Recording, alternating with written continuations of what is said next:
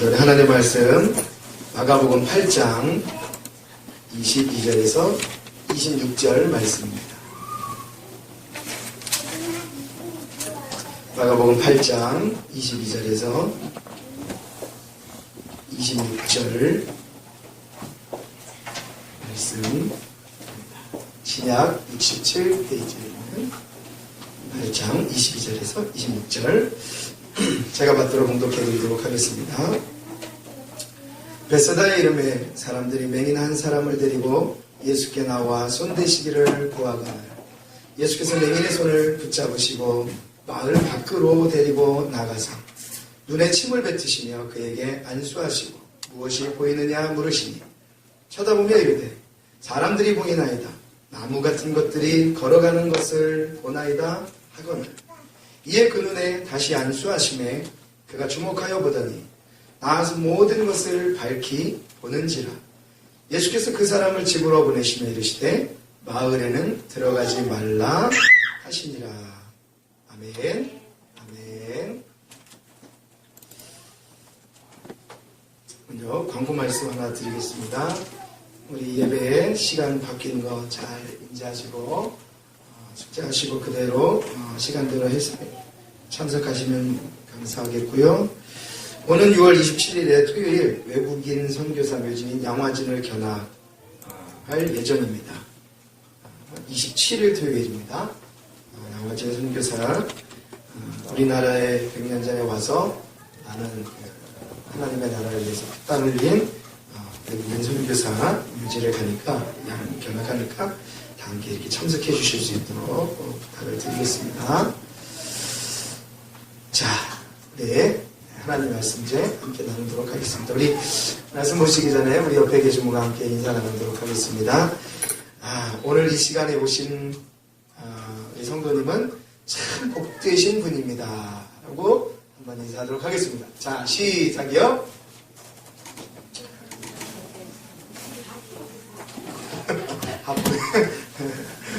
일찍 앉았어요? 복되인 분이십니다. 인사를 했더니 우리나라는 동방예의지국이라고 하면서도 이상하게 그 인사는 좀 그렇긴 해요. 그래도 이게 좋고 감사하죠. 이렇게 이럴 때 또 우리 성도님들 얼굴도 한 번씩 이렇게 바라보고 사랑도 나누고 일반적인 인사와 이렇게 예배 때 하는 인사는 좀 약간 다른 점이 있어요. 이렇게 함께 말씀 전에 인사를 나누니까 참 감사합니다. 자, 오늘 말씀의 제목은 베세다에서 맹인을 고치신이라는 제목을 가지고 함께 우리 계속해서 마가복음을 나누도록 하겠습니다. 과연 오늘 말씀에는 하나님이 우리에게 이 그리스도의 행하심을 통해서 어떠한 의미와 말씀과 뜻을 가지고 있는지 우리에게 주시는 그 말씀이 무엇인지 우리가 이제 밝혀보도록 하겠습니다. 계속해서 우리가 마가복음 1장, 2장, 3장, 4장, 5장, 6장, 7장까지를 보면서 지난번에도 말씀을 드렸지만 점점 예수님이 행하신 일들이 깊어집니다. 사역들이 굉장히 깊어지세요. 그 결정체는 아마도 저 뒤로 가시면 예수 그리스도의 십자가의 죽으심과 부활로 이제 그 사건이 완벽하게 이루어지는 모습을 우리는 익히 알고 있습니다. 물론 그 말씀을 향해서 계속 가면서 더 깊은 주님의 의미를 우리가 발견해 나갈 것이죠. 그런데 또 한 가지가 있습니다.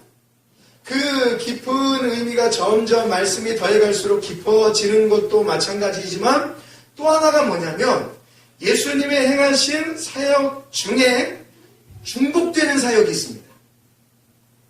네. 1장부터 해서 쭉 전혀 다른 일들을 계속해서 예수님이 행하시는 것이 아니라 그 중에는 예수님이 이것저것 유대 땅을 거니시면서 하시는 일 중에 비슷한 일을 반복해서 하시는 경우도 있고요. 또 거의 비슷한 우리 오병이어의 기적, 칠병이어의 기적 이것도 굉장히 비슷한 예수님께서 하신 기적이시잖아요. 이런 반복되는 일들이 참 많이 나타납니다. 그러나 그 반복되는 일이긴 하지만 그 속에서 말씀하시는 내용은 물론 반복적인 의미도 있지만 더 깊은 주님께서 하시고자 하는 말씀의 의미가 있죠. 여러분 성경을 보시면서 구약 성경을 통해서 우리는 그리스도에 대한 오심에 대한 예언을 우리가 집중해서 볼 수가 있습니다. 그리고 신약 이 사복음서를 통해서는 예수님이 직접적으로 오셔서 친히 몸으로 행하시는 일들을 우리가 다 눈여겨 확인해 보실 수 있습니다. 내가 예수를 알고자 한다.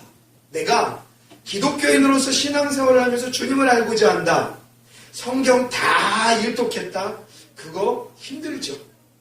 그렇게는 다 못해도 별로 그렇게 그렇다고 괜찮다고 봐요. 물론 많이 읽으시면 좋습니다. 그리고 신앙에 유익하고요. 근데 그걸 다 그렇게 못한다. 그러나 우리가 예수 믿는 사람으로서 기독교인으로서 주님의 행하신 이 행적과 일들을 그래도 마태, 마가, 누가, 요한복음 중에 그래도 한 번 정도는 우리가 이렇게 보면서 나를 구원하셨다는 그 예수, 그분 성경에서 가장 집중하고 주목하고 계신 그 예수 그리스도의 일들과 행적들을 우리가 한 번이라도 전체적으로 보지 않았다면 그건 조금 문제가 있어. 그렇죠? 우리가 뭘 하나를 하더라도 집중해서 하잖아요. 뭘 돈을 벌더라도 뭔가 일을 하더라도 아주 집중해서 하잖아요. 우리가 우리의 구원자이신 예수 그리스도, 우리가 이 땅에서도 마찬가지고 이후의 삶도 영원히 책임져 주시는 그 예수 그리스도의 일과 행적들을 우리가 한 번이라도 온전히 바라보지 못했다면 우리는 그걸 좀 깊이 생각해요. 그렇죠? 그래서 사랑하는 저와 여러분들이 항상 주 예수 그리스도께서 과연 우리를 위하여서 무엇을 하셨는지, 어떤 일을 행하셨는지에 대한 관심, 영적인 이 관심은 늘 언제나 사모하는 마음으로 풍부히 가지고 계셔요. 여러분 성경을 보시면서 중요한 관점 두 가지가 있습니다. 여러분이 앞으로 성경을 보시면서예요. 분명한 이 두 가지 관점이 있습니다. 그게 뭐냐면 첫 번째, 성경을 말씀을 보시면서 묵상하시면서 첫 번째 가져야 될 관점이 뭐냐면 구속적인 관점입니다. 주님이 나를 구원해 주셨다. 하나님이 날 사랑해 주셨다. 우리 잘 아시는 내용. 요한복음 3장 16절 말씀 다 외우시죠. 하나님이 세상을 이처럼 사랑하사 독생자를 주셨다. 하나님이 우리를 사랑하셔서 하나님이 우리에게 독생자를 주시고 예수를 주셨다. 그래서 그를 믿는 자마다 구원을 주신다라는 구속사적인 개념입니다. 그걸 위해서 교회가 존재합니다. 말씀을 보실 때마다 내가 하나님의 은혜로 주 예수 그리스도를 통하여 성령의 인도하심을 받아 하나님, 예수님, 성령이 다 나오셨죠. 하나님의 은혜로 예수 그리스도를 통하여 성령의 도우심을 받아 우리가 구속받는 구속적 메시지를 절대 말씀을 보실 때마다 예배를 드리실 때마다 언제나 여러분 삶 속에서도 놓치지 말아야 될 첫 번째 관점. 또 두 번째는 교훈적인 메시지입니다. 자, 첫 번째 구속사적인 메시지 요한복음 5장 39절 말씀을 한번 확인해 보시죠. 이렇게 말씀합니다. 성경에서 너희가 성경에서 영생을 얻는 줄 생각하고 성경을 연구하거니와 옛날 성경에는 상고해라 라고 표현이 됩니다. 이 성경이 곧 누구에 대하여? 내게 대하여 예수님이 하시는 말씀이에요. 이게 나에 대하여서 예수에 대하여서 증언하고 증거하고 있다. 맞죠? 오늘 우리가 마가복음을 보면서도 예수님의 행적과 일들, 그를 따라다니는 제자들, 그 제자들이 오늘날 교회로서의 막중한 사명을 감당하는 그러한 초석이 되고요. 예수 그리스도가 교회의 처음 아닙니까? 그 이후에 제자들이 그 사명을 감당해요. 그 이후에 많은 주의 종들이 오늘날까지 우리가 그 사명을 감당해내는데 그런 귀한 사역들을 해내가고 오늘도 내가 기독교인으로서 살아가는 데에 그 뿌리가 되는 구속적인 예수 그리스도를 우리가 알아내지 못한다면 그건 껍데기 신앙밖에 안 되는 것이죠. 맞습니다. 그래서 성경은 그렇게 가르칩니다. 우리가 말씀을 보면서 너희가 성령에서 영생을 얻는 줄 생각하고 성경을 보아라. 우리가 성경을 통해서 인생을 깨달을 수도 있고 성경을 통해서 무언가 우리의 궁금증을 알아낼 수 있고 어떠한 내 인생의 목적을 달성할 수도 있지만 가장 먼저로서 성경은 우리에게 영생을, 영원한 생명을 주는 말씀이라고 우리가 믿고 말씀을 줘야 한다는 겁니다. 우리 성도님들 눈빛은 저도 그렇죠. 우리의 모든 눈빛은 아마 제가 지난주에 말씀을 드린 수가성의 여인의 눈빛 같아요. 예수님의 내가 주는 물은 영원히 목마르지 아니하리라. 그 여인이 그 물이 뭔지 주십시오. 예수 그리스도 자신을 이야기하고 말씀하는데도 그 마시는 물이 아닌데도 그 여인은 그거 몰라서 그거 주십시오 하는 그 눈빛, 우리의 눈빛. 아직까지도 그분을 깨닫지 못하는, 아마도 영원히 깨닫지 못할지도 모르겠어요. 그러나 우리가 구원받는 게 뭐예요? 우리는 그분을 온전히 깨닫지 못하지만 그분이 우리를 알아서 그분이 우리를 붙잡고 계시기 때문에 우리에게 구원이라는 것을 선물로 주어집니다. 그러니까 감사하는 거죠. 그러나 우리가 할 일, 그 구속사적 메시지를 다 할 수는 없지만 성경을 통해서 영생에 대한 길을 찾는 거예요. 두 번째, 디모데후서 3장 16절 말씀. 디모데후서 3장 16절 말씀. 모든 성경이 하나님의 감동으로 된 것은 교훈과 책망과 바르게 함과 의로 교육하기에 유익하다라고 성경이 우리에게 가르쳐주고 말씀하고 있다는 거죠. 성경이 우리에게 영생을 주십니다. 그 영생이 끝이 아니죠. 바로 이 땅에서 살아나가면서 교훈과 책망과 바르게 함과 의로 교육하기에 유익한, 왜요? 이는 하나님의 사랑하심으로 온전하게 하며 모든 선한 일을 행할 능력을 우리에게 주기 위해서 성경이 존재한다고 말씀합니다. 여러분, 이 땅에서 하나님의 뜻과 하나님의 말씀대로 살기를 원하고 그분의 영광 위에 살기를 원합니까? 먼저 하나님의 말씀 속에 내 인생을 맡겨드려야 돼요. 그것이 첫 번째. 왜? 제 말이 아니에요. 성경이 가르쳐주는 거예요. 여러분, 제가 인터넷을 통해서 이렇게 이제 인터넷에도 이렇게 기독교에 대한 이야기가 나오잖아요. 근데 세상의 인터넷은 종교를 가리지 않잖아요. 인터넷을 통해서 뭔가 알아보고 싶은 게 있어서 기독교적인 메시지를 찾는데 같이 한꺼번에 우리 스님이 강의하신 강의도 나오는 거예요. 쭉 나오잖아요. 뭐 천주교, 불교, 기독교 다 나오잖아요. 스님이 딱 나왔는데 제목이 참 재밌어요. 진정한 천국이 어디냐? 라는 개념이었어요. 자, 그래서 궁금하잖아요. 불교가 얘기하는 천국, 극락, 궁금하잖아요. 뭐 대충 알고 계신 분도 계시겠지만 진짜 이 고승이라는 분이 수백 명을 놓고 강의할 때에 청중이 질문을 했다는 거예요. 진짜 천국이 뭡니까? 아주 다이렉트해요. 기독교는 천국이 하나님의 나라, 킹덤, 왕국이라고 하는데 불교에서는 천국을 뭐라고 얘기하십니까? 라고 얘기하는 거예요. 그 스님이 그렇게 말씀하는 거죠. 우리 불교의 논리에 있어서의 천국은, 즉 거기서 극락이라고 하잖아요. 그 극락은 두 가지입니다. 그렇게 얘기해요. 그런데 그 두 가지가 다 어디를 향하여 가리키냐면 옛날 우리 어르신들 말로 이 땅을 가리킨다는 거예요. 고승이 이야기하실 그 천국 극락은 조금 더 깊이 얘기하면 첫 번째, 내가 예를 들어 우리가 미국을 가고 싶은 마음이 있잖아요. 미국을 엄청나게 흠모하고 사모하고, 예를 들어서 유럽을 사모하고 그 나라에서 가고 싶어, 거기서 살고 싶어.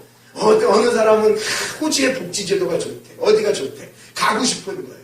그 가고 싶은 나라가 조금씩 내 앞으로 다가오고 현실이 되어간다는 거예요. 그게 극락이라는 거예요. 첫 번째, 다가오는 극락이라고 얘기합니다. 두 번째 극락이 뭐예요? 지금 내가 헐벗고 굶주리고 지금 이 순간 이렇게 살아도 내가 과연 옛날에 내가 살 때에 왜 우리 그런 거 있잖아요.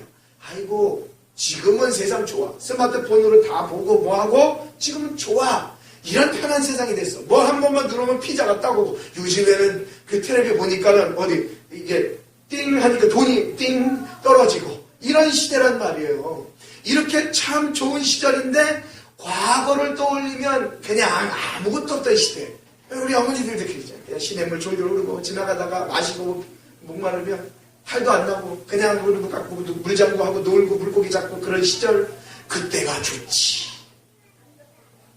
가고 싶은 얘기 들어요. 그때가 좋지.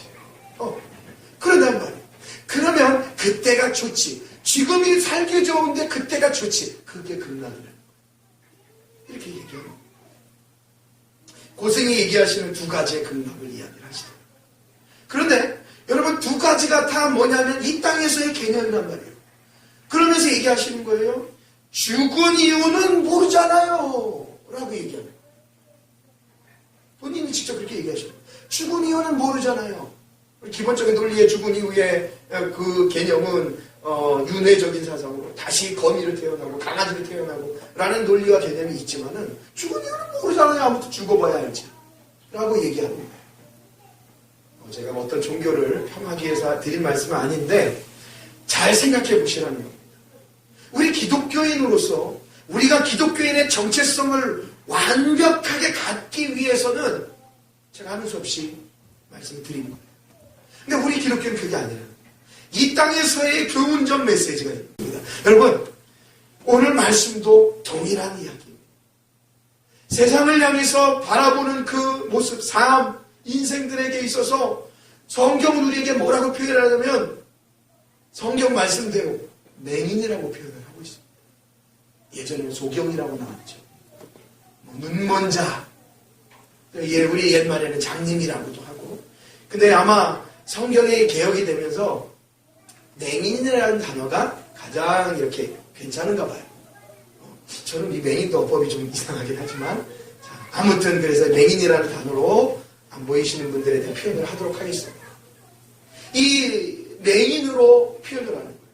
여러분, 성경에서의 예수님이 말씀하신 이 짧은 성경 말씀, 예수님이 사실 모든 내용이 포함되지 않은 중요한 말씀이 이렇게 딱딱 우리에게 주어진 말씀의 모든 내용들은 의미가 담겨져 있습니다.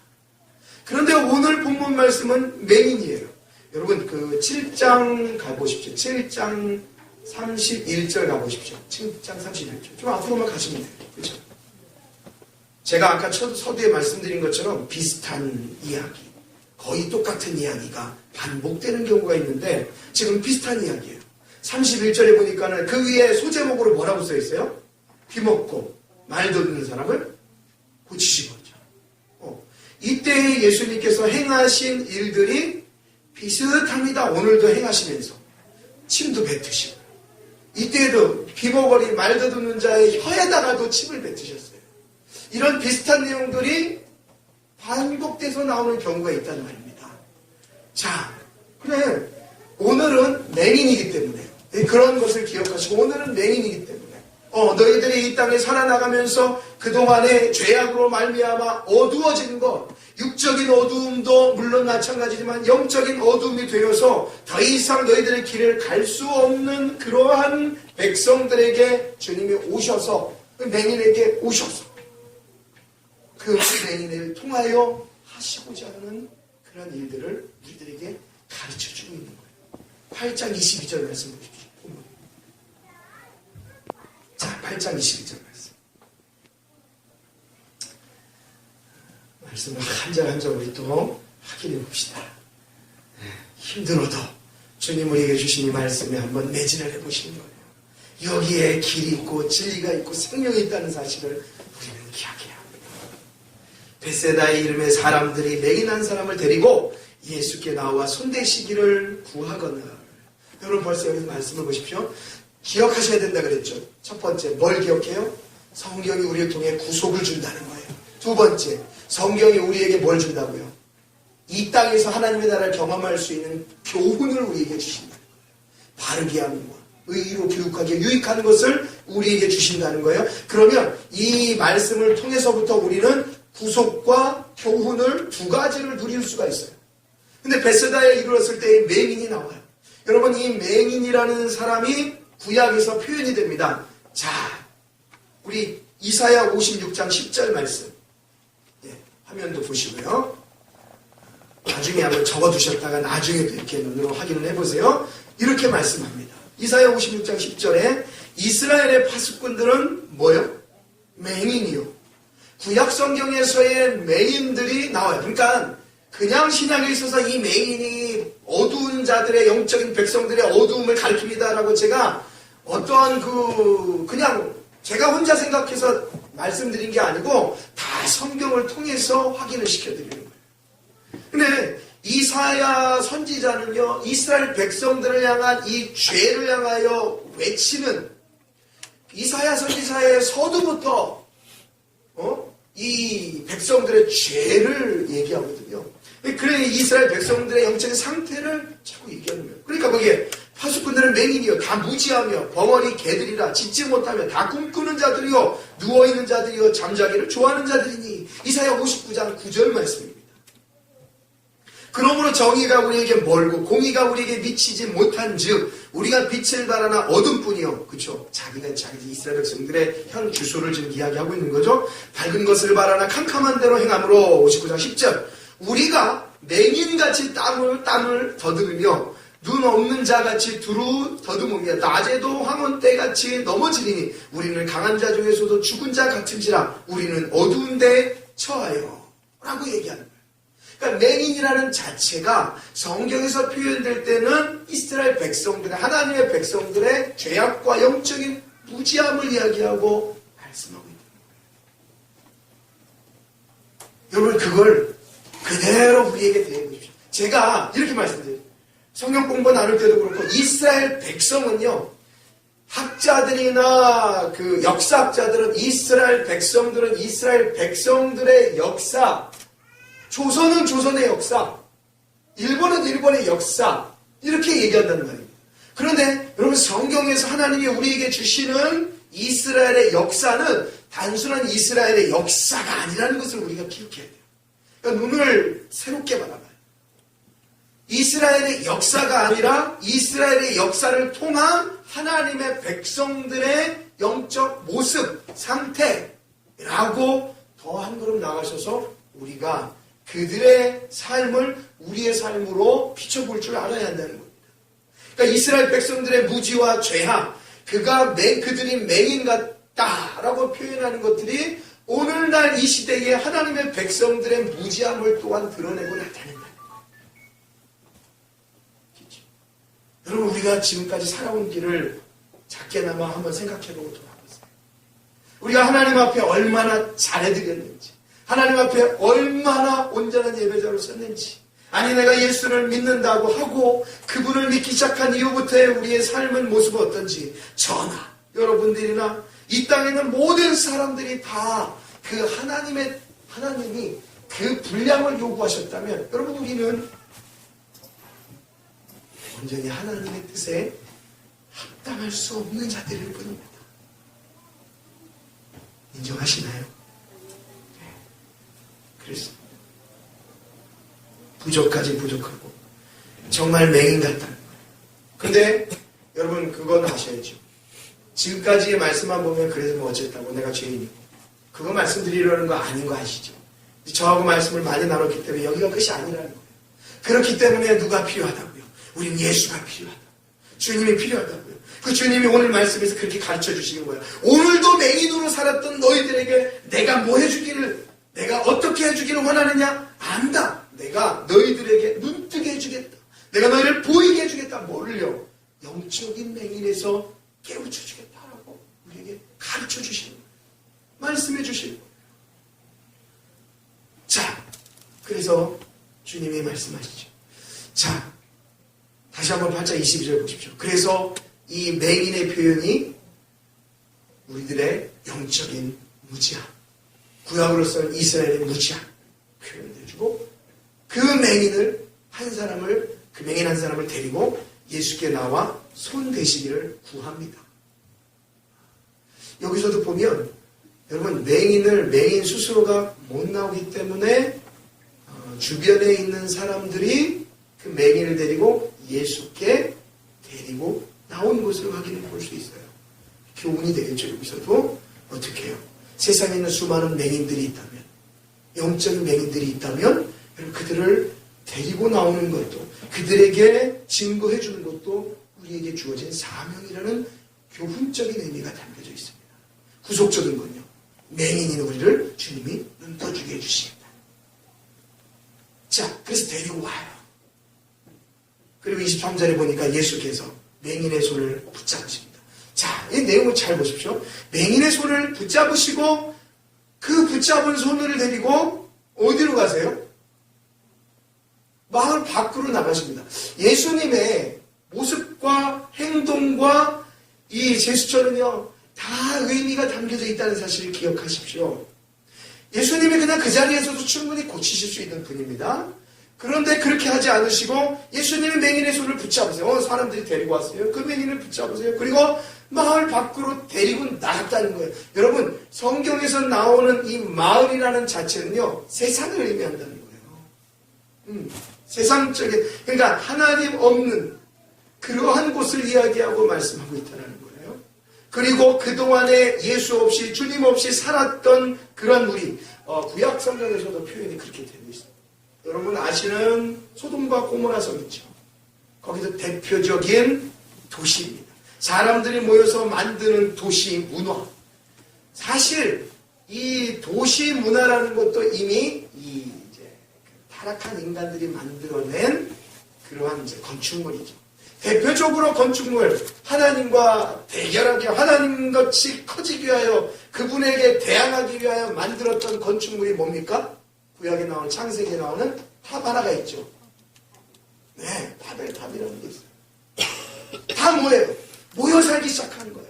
다 짓고 뭐하고 하나님과 견주고 하나님께 대입하기 위해서 만들었던 것들. 초기의 구약에는 이 건축 양식이 없었습니다. 근데 점점 사람들이 모이고 그 속에서 문화가 발달하면서 등등의 이런 문화가 생겨요. 문화적인 배경.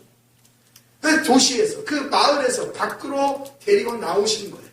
그리고 예수님께서 하십니다. 뭐라고? 눈에 침을 뱉으시고. 그러니까 이 본문 말씀이 우리 7장 33절에도 마찬가지로 말 못하는 자의 혀에 침을 뱉으시고, 좀 지저분한 방법, 그죠? 침을 뱉으시고, 패 해가지고 혀에다가 좀 그렇죠. 아니 예수님 좀 장난이 심하죠. 패. 여러분 제가 여러분한테 그랬잖아요. 저한테 막 한 대 때릴 거예요. 그죠? 패. 진짜. 다행이에요. 여기서는 이게 눈이 멀었으니까 예수님이 침을 뱉지 잘 모르시니까. 만약에 알았다면 뭐 하시는 겁니까 지금? 아마 어떻게 될지 모르겠어요. 아마 간절함이 있어서 그러진 않겠지만 예수님에게 이리 와봐. 잠깐 분위기도 그래요. 뭐 그냥 그 사람 있는 데서 하면 되는 내가 잠깐 들어가면 따라와. 그래가지고 저기 뭐 외진데 가가지고 거기서 내가 고쳐줄게. 그러면서 해가지고 그냥 이건 뭐예요? 그 눈에다가 침을 뱉어가지고 그 뱉은 손으로 그 눈에 안수하시. 여러분 제가 7장에서 이 침뱉음을 얘기하면서 말씀을 하면서 잠깐 말씀을 드린 적이 있단 말이에요. 성경에서 침뱉는 건 여러분들 굉장히 좋은 의미가 아닙니다. 구약에서도 마찬가지고요. 구약에서 지나가다가 어떤 외부인이 침을 뱉으면 오늘 우리는 그저 에이 이런 말이잖아요. 근데 구약 그 의미에 있어서 누가 침을 뱉어서 그 침이 묻으면 당장 가서 샤워하고 씻어야 됩니다. 부정하기 때문에. 침이라는 게. 그러니까 여기서의 침을 뱉어서 발랐다는 개념은 이게 침이 약효가 있어서 바른 개념이 아니라는 거예요. 무슨 개념이에요? 그 부정한 모든 것, 좋지 않은 것. 여러분 그 마가복음 15장 19절 한번 화면 띄워봐주세요. 여기서도 화면을 보시면 예수님께서 이제 당하시는 내용 중 이제 고난 당하시다가 당하시는 게 뭐예요? 갈대로 그의 머리를 치며 침을 뱉으며 라고 얘기합니다. 침을 뱉으며 자, 침을 뱉음 당한다는 것은 좋은 게 아니에요. 그런데 생각해 보세요.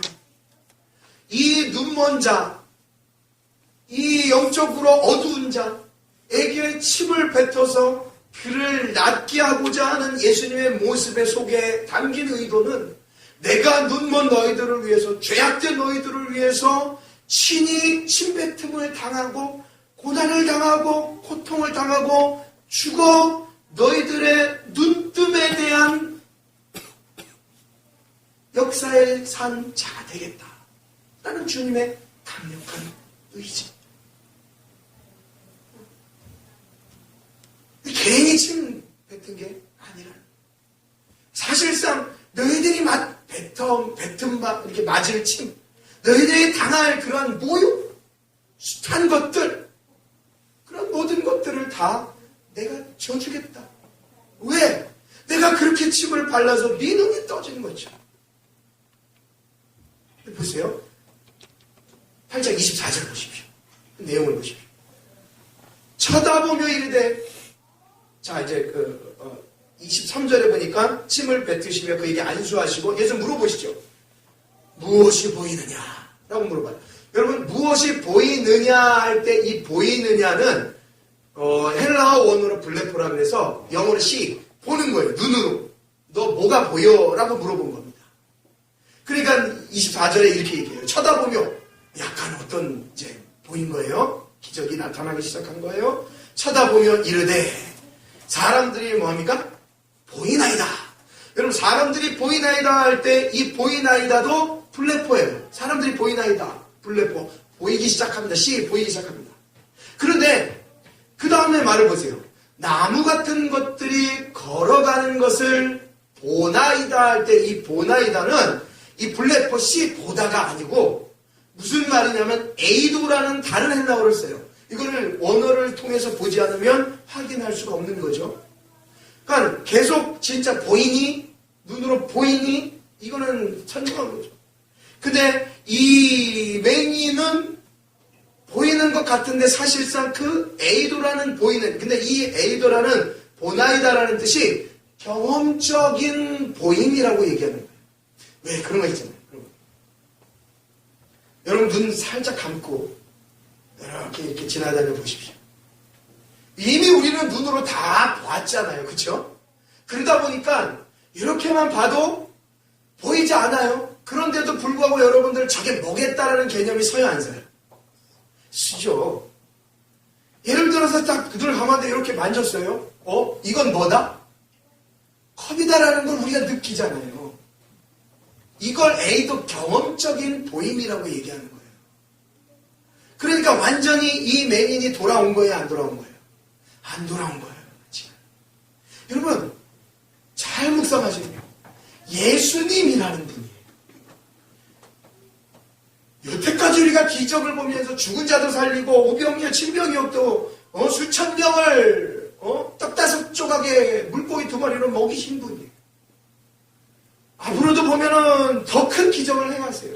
그런데도 예수님이 한 번 하셨는데도 불구하고 아직까지는 경험적인 보이는 정도의 수준으로밖에 그가 눈뜨지 못했단 말이에요. 여러분 예수님이 이 사역을 이 땅에 계실 동안에 사역을 하실 동안의 모든 사역들은 다 비슷한 것 같지만 그래서 우리가 많은 힌트를 얻을 수 있지만 다 각각 그 하나하나가 다르게 사역을 하셨습니다. 비슷해도요. 한 번에 고치실 수 있는 분이 우리 예수님이세요. 그런데 한 번 딱 하시고 나니까 약간 경험적으로 보입니다. 다른 에이도를 쓴 거예요. 그러니까 예수님이 원하신 건 블레포, 눈으로 완벽하게 보이는 것까지 얘기하는 거예요. 마찬가지요. 여러분 신앙이라는 게 그렇잖아요. 주님 말씀을 알려주시는 거예요.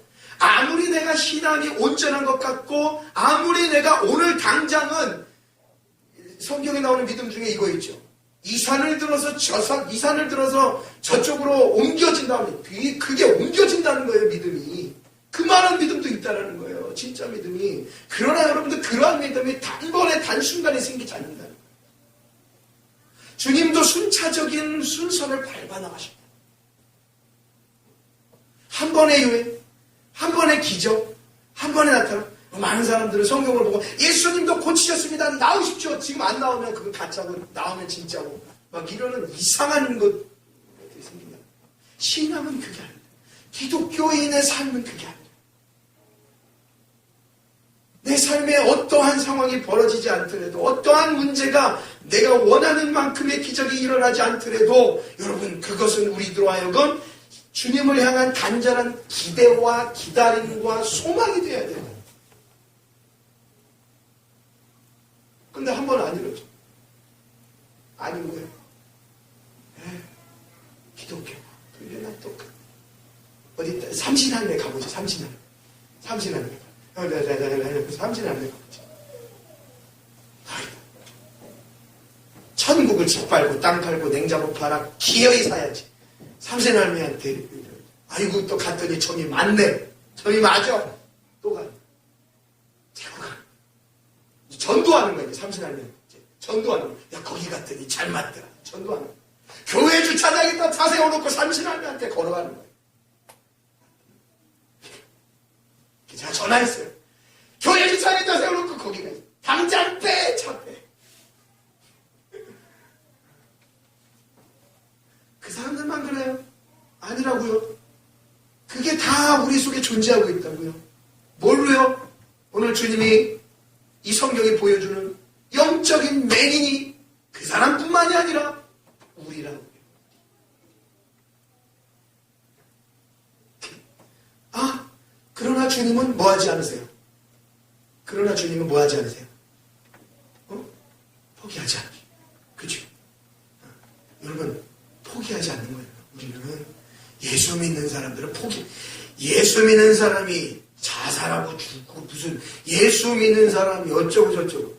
여러분, 예수를 믿는다는 것은요, 그러한 기회가 올 수 없어요. 성경은 가르쳐요. 예수 믿는 사람이 쓰러진다. 시편에서 보여줘요. 쓰러지고 자빠진다까지는 나와요. 성경에. 그런데 예수 믿는 사람들이 죽어요는 안 나와요. 그러니까 우리는 여러분들이 가서 세상에서 쓰러지고 자빠지는 거는 성경도 인정한다니까요. 그러나 그 다음을 원하지 않습니다. 하나님이 마귀에게 야 욥은 뭐 할지라도 재물이나 모든 것들은 다 박살낼지라도 뭐는 건드리지 마라. 뭐는? 생명은 건드리지 마라. 생명은 주님께 속해 있으니까 건드리지 마라. 왜 우리가 그러시냐? 하나님이 우리를 붙잡고 계십니다. 주님은 우리를 포기하지 않으십니다. 성경 우리에 가르칩니다. 예수님은 우리를 중간에 사랑하다가 끝나는 게 아니에요. 예수님은 우리를 언제까지? 끝까지 사랑하십니다. 끝까지 사랑하시는 게 중요하죠. 깊이 사랑하는 게 중요한 게 아니죠. 깊이 사랑하다가 끝날 수 있는. 인간의 사랑은 끝날 수 있는. 세상 사랑은 끝날 수 있는 거예요. 아니면 많은 거예요. 뭔가 약점이 있어요. 세상 사랑은 뭔가 부족이 있어요. 뭔가 마음에 안 들고 뭔가 이상하면은 끝날 수도 있어요. 뭔가가 허점이 많아요. 그런데 하나님이 예수를 통하여 우리에게 주시는 사랑은 얇은 것 같아요. 그래서 안 보이는 것 같아요, 인생에서. 그런데 그 사랑은 끝까지 간다는 게 성경이 우리에게 가르쳐주시죠. 보여. 8장 25절. 이에 그 눈에 다시 안수하시네. 아니, 예수님이 얼마나 자존심이 상하시겠어요. 한 번에 고쳐지지 않는 그 말이 아닌 거예요.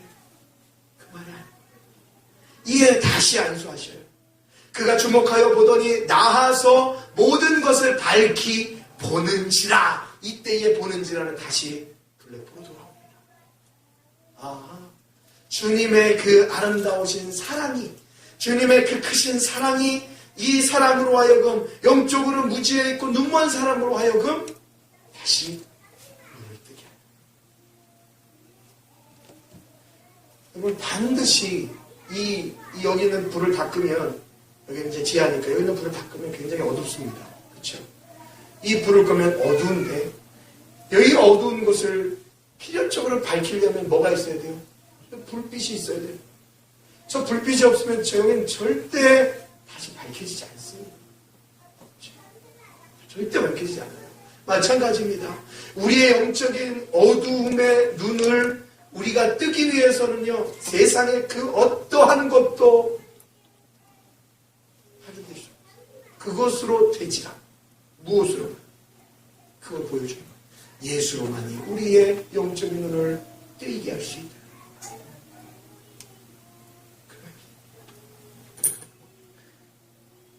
자, 그렇게 나서 모든 것을 이 맹인이 밝히고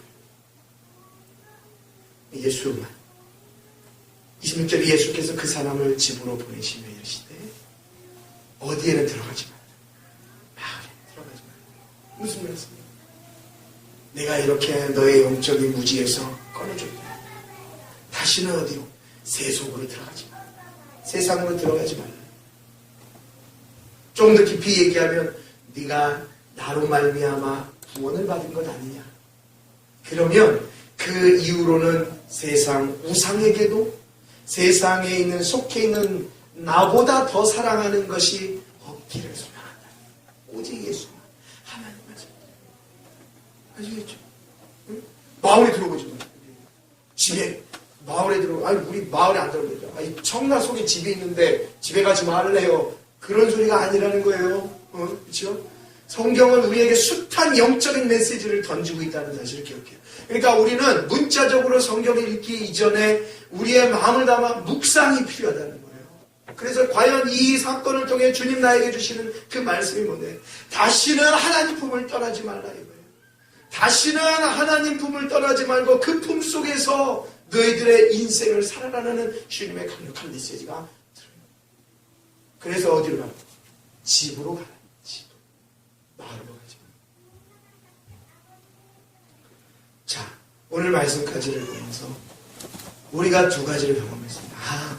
여전히 예수는 우리에게 구속을 주시고 여전히 주의 말씀은 우리에게 이 땅에서의 교훈을 주십니다.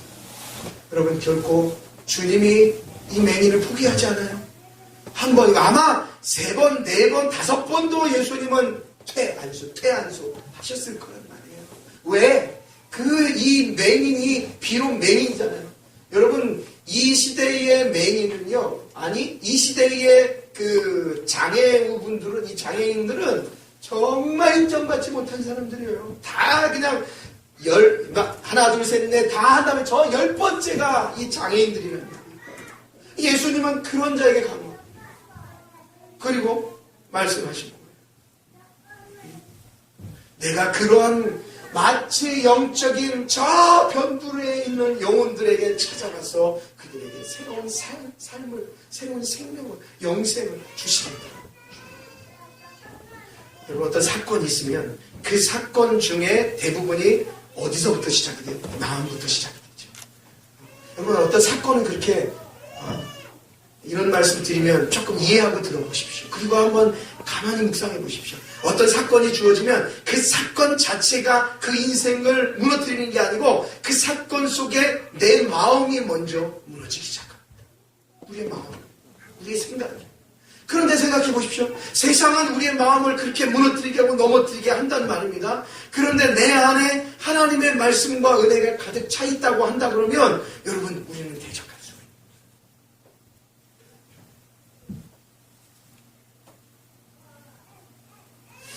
그래서 사랑하는 저와 여러분들이 오늘 이 말씀을 보면서 그렇구나. 주님이 우리를 그렇게 사랑하시고 우리를 붙잡으셨던 거죠. 우리를 끝까지 포기하지 않고 영적인 눈먼 소경인 맹인인 우리를 주님이 구속하였던 것처럼 그런 우리를 구속한 믿음의 아름다운 교회이신 여러분, 성전 되신 여러분, 이 한 주간 그 은혜 속에서 그 말씀 속에서 이 예수의 은혜를 붙잡고 여러분들이 믿음의 신앙을 달려가셔야 합니다. 아름다운 주의 예수의 구속받은 은혜. 성경이 이 맹인만 고쳤다고만 생각하지 마십시오. 무지했던 저와 여러분도 고쳐내실 수 있는 그러한 고쳐내신 그러한 주 예수 그리스도의 은혜와 능력과 사랑을 우리가 뭐하는 겁니까? 신뢰하는 거죠. 신실하신 하나님, 변개치 아니하시는 하나님, 시건치 아니하시는 하나님, 그 하나님의 그 수식어가 그래서 붙는다는 것이죠. 자, 우리 오늘 다 같이 일어나셔서 찬양 고백할 겁니다. 우리 다 같이 일어나셔서 우리 주보에 보시면 이런 곡이 있어요. 비바람이 앞길을 막아도 나는 가리 주의 길을 가리 눈보라가 앞길 가려도 나는 가리 주의 길을 가리. 이 길은 영광의 길이고 이 길은 승리의 길이에요. 이 길은 고난의 길이, 이 길은 생명의 길이에요. 나를 구원하신 주님이 십자가 지고 가신 길, 내가 그 길을 따라가겠습니다. 주님 나를 포기하지 않으니 나도 주님을 포기하지 않습니다.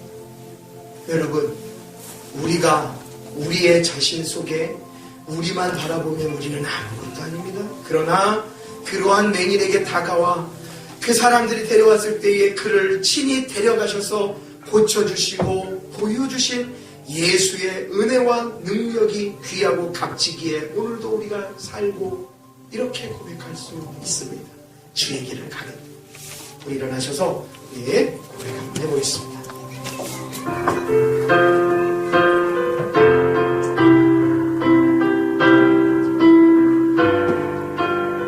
비바람이 앞길 막아도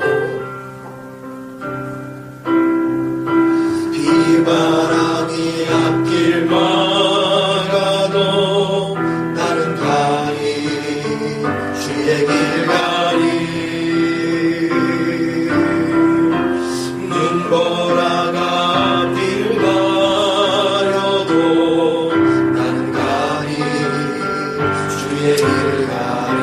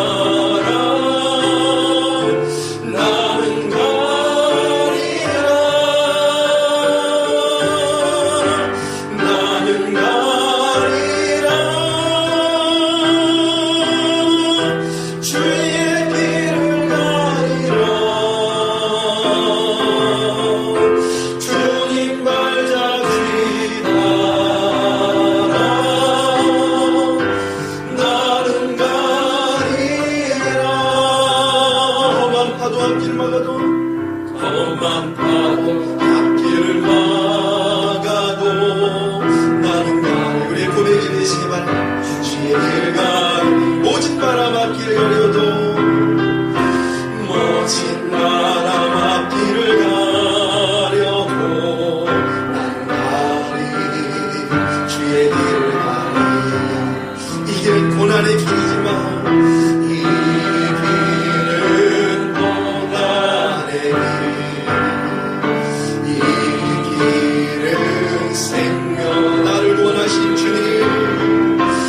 나를 구원하신 주님이 십자가 지고 가신 길.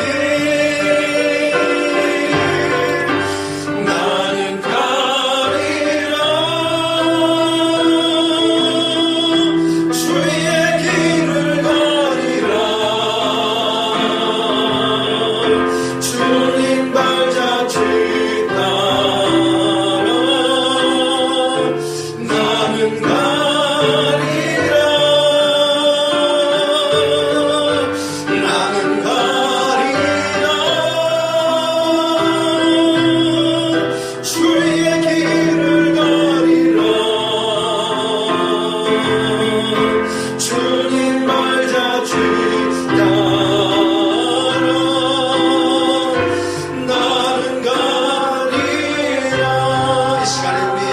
생명을 주시고 우리의 영적인 어두운 눈을 열어주신, 그리하여 그동안에 아무것도 모르고 살았던 우리의 허무한 인생 속에서 우리의 눈을 또 하나님